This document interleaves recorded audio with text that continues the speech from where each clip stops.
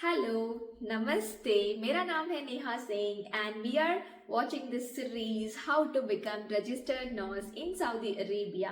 So आज का topic है डॉक्यूमेंट्स। तो आपको कौन से डॉक्यूमेंट्स प्रिपेयर करने हैं और रेडी करने हैं और कब रेडी करना है, इसके बारे में हम बात करेंगे। और ये वीडियो में इसके बारे में डिटेलली मैं आपको बता रही हूँ कि आपको क्या क्या चीज़ें लगने वाली है। So guys, don't skip the video, please watch the video till the end and I hope यह वीडियो आपके लिए बहुत ही लाभदायक होगा। सो गाइस, अगर आप इंडिया से है या कोई और कंट्री से है, so welcome to my channel. So let's start it. Okay, तो आपके डॉक्यूमेंट्स क्या क्या होने चाहिए वो स्टार्ट करेंगे। पहली बात, अगर आप अगली साल 1 साल बाद आना चाहते हैं या नेक्स्ट ईयर आना चाहते हैं तो आपको आपका डॉक्यूमेंटेशन प्रोसेस पहले स्टार्ट करना पड़ेगा, 1 साल पहले। तो जब भी आप डॉक्यूमेंट का प्रोसेस करते हैं तो उसके लिए 30 डेज टू 3 मंथ्स या 2 मंथ्स लग सकता है मैक्सिमम। तो इसके लिए आपके हाथ में 6 to 9 मंथ या 12 मंथ आपके पास होना चाहिए अगर आप कोई भी कंट्री में जा रहे हो। सो मैंने मेरा जो डॉक्यूमेंटेशन प्रोसेस स्टार्ट किया था वो मैंने स्टार्ट किया था 2023 में, okay, and I came 2024 in Saudi Arabia. So 1 साल पहले स्टार्ट किया था, तो उसी तरीके से आपका प्रिपरेशन भी वैसे ही होना चाहिए जिस तरीके से मैंने बताया था कि लास्ट वीडियो में। आपके पास पासपोर्ट होना बहुत ही ज़्यादा इम्पॉर्टेंट है। So passport very important, first document. Next document है आपके नर्सिंग सर्टिफिकेट्स। आपके पास आप ट्रांसक्रिप्ट भी रख सकते हो जो कि आपके कॉलेज से मिल जाएगा।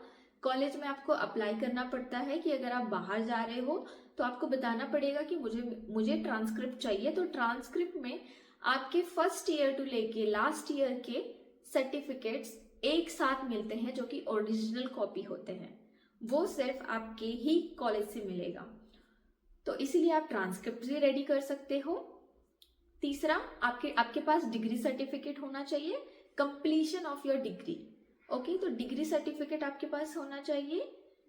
उसके बाद आपके पास और क्या होना चाहिए, नर्सिंग काउंसिल का पेपर होना चाहिए जिसको बोलते हैं रजिस्टर्ड नर्स इन इंडिया। तो मेरा जो रजिस्ट्रेशन है, मैं महाराष्ट्र से हूँ, तो मेरे पास महाराष्ट्र नर्सिंग काउंसिल का रजिस्ट्रेशन नंबर होता है।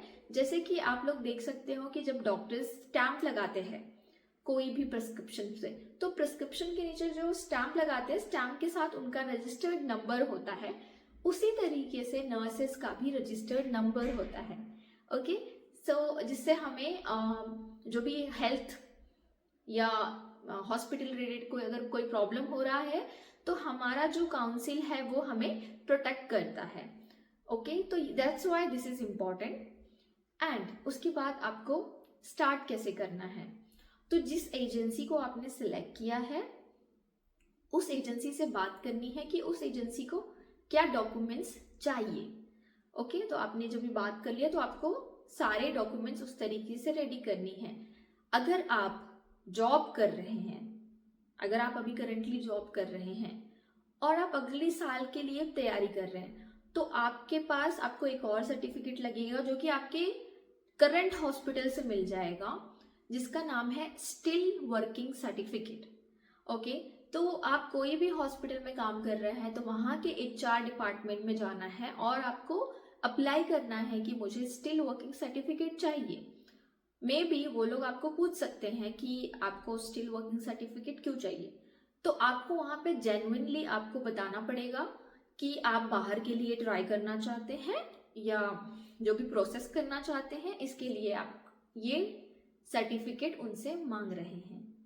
तो आपको स्टिल वर्किंग सर्टिफिकेट मिल जाएगा। एंड आपका जो एक्सपीरियंस सर्टिफिकेट है वो तो आप जब रिजाइन करेंगे या जब आप छोड़ के जा रहे हैं तब मिलेगा। अगर आपने ऑलरेडी रिजाइन कर चुके हैं तो आपके पास स्टिल वर्किंग सर्टिफिकेट की जरूरत नहीं है।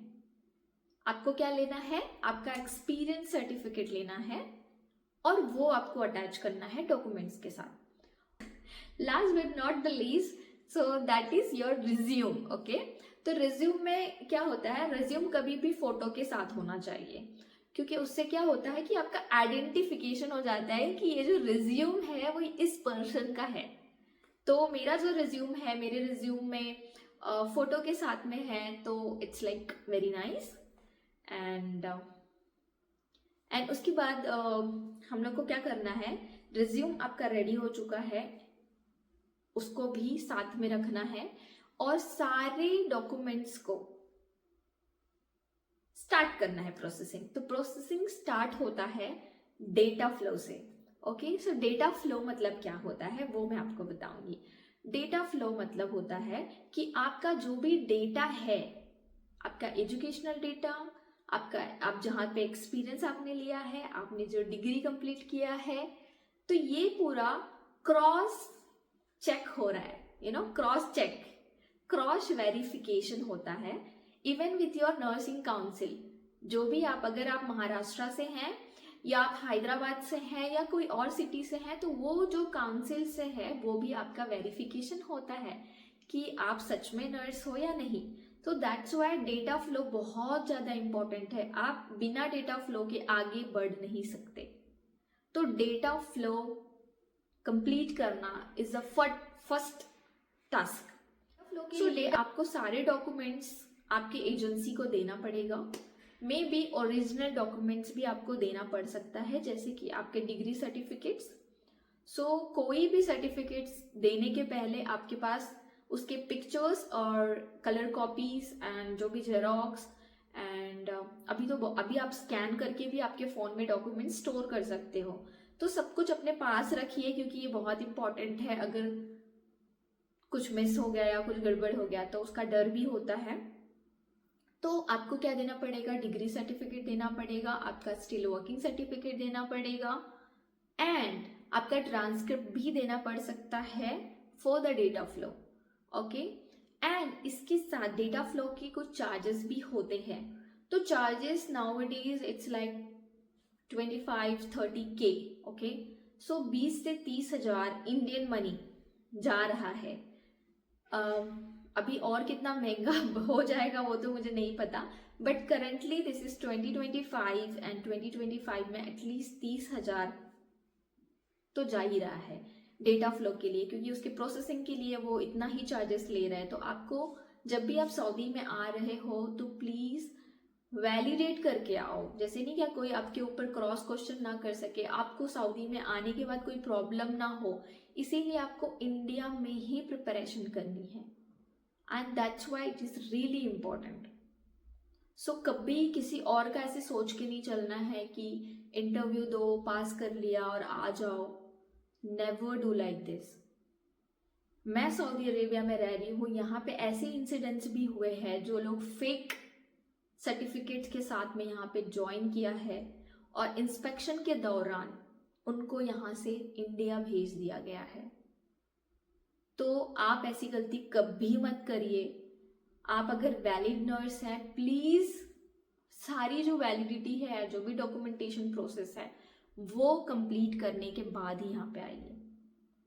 ओके, सो जब भी आपका डॉक्यूमेंटेशन कंप्लीट होगा, सो ये मैंने बोला कि ये 30 दिन में हो जाता है, ऑलमोस्ट आई थिंक 1 मंथ में कंप्लीट हो जाता है। बट अगर ज़्यादा टाइम लग रहा है तो maybe there is some problem guys. तो ये ध्यान देना बहुत इंपॉर्टेंट है।